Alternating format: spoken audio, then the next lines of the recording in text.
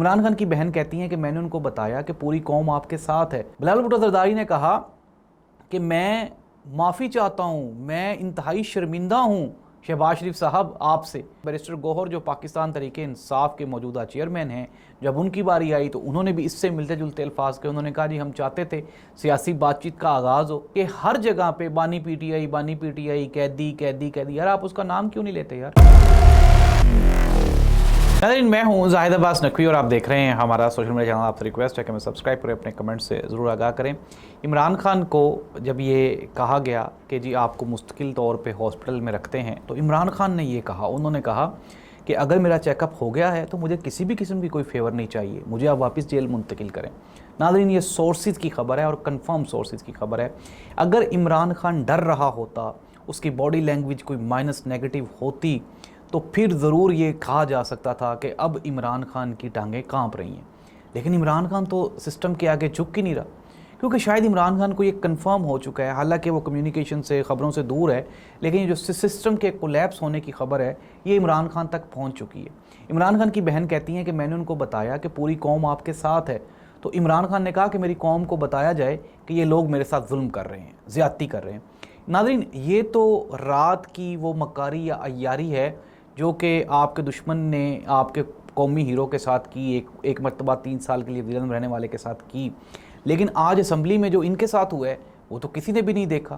آپ کی جو سب سے بڑی اتحادی جماعت یعنی کہ پاکستان پیپلز پارٹی ہے، اس کے چیئرمین بلاول بھٹو زرداری نے کھڑے ہو کے میاں محمد شہباز شریف صاحب کی موجودگی میں ایسے الفاظ کہے جس کا میں یہ کہتا ہوں کوئی نیم البدل ہی نہیں ہے۔ بلاول بھٹو زرداری نے کہا کہ میں معافی چاہتا ہوں، میں انتہائی شرمندہ ہوں شہباز شریف صاحب آپ سے، اور اس میں آپ کی غلطی نہیں ہے بلکہ آپ کی نالائق کابینہ کی اور ٹیم کی غلطی ہے۔ اور ساتھ ہی ساتھ انہوں نے کہا کہ رات 2 ایسے انسیڈنٹس ہوئے ہیں، ایسے حادثات ہوئے ہیں جس کی وجہ سے پاکستان کی جو جمہوریت ہے، پاکستان کی جمہوری تاریخ ہے، اس کے اوپر انتہائی گہرا دھبا لگ گیا۔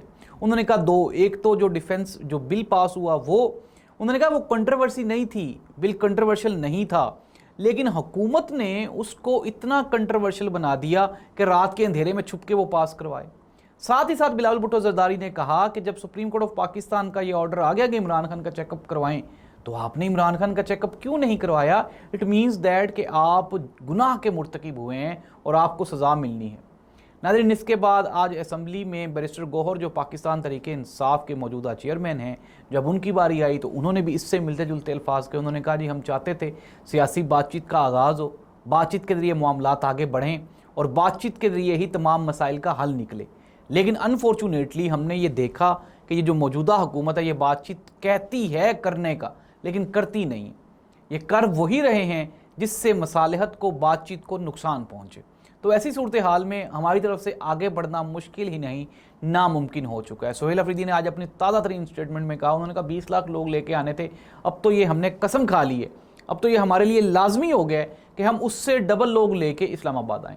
ہم دیکھتے ہیں کہ یہ کس طرح سے عمران خان کا علاج نہیں کرواتے۔ ناظرین پاکستان کا میڈیا، پاکستان کی بیوروکریسی، پاکستان کی عدلیہ، پاکستان کی اسٹیبلشمنٹ، ناظرین آپ یہ امیجن کریں کہ چھوٹے پن کی انتہا ہے کہ ہر جگہ پہ بانی پی ٹی آئی قیدی یار آپ اس کا نام کیوں نہیں لیتے یار؟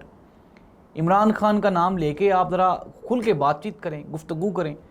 کیا میڈیا اس بات سے بے خبر تھا کہ عمران خان کو الشفا ہاسپٹل نہیں لایا جائے گا بلکہ پمز لے کے جایا جائے گا؟ کیا نہیں تھا؟ اس سے باخبر نہیں تھا نا، خبر تھی۔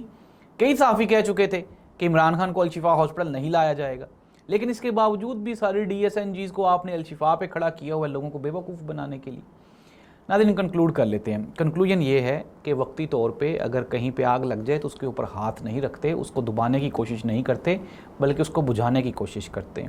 اور حکومت نے یہ جو آگ لگائی تھی اس کو تو وہ پھونک بھی مار رہے ہیں، اس کو مزید بڑھانے کی کوشش بھی کر رہے ہیں، لیکن لب لباب یہی ہے کہ اس سے کچھ نکلے گا نہیں، مزید نقصان ہوگا۔ اللہ اس ملک اور قوم کا حامی و ناصر ہو۔ اللہ حافظ۔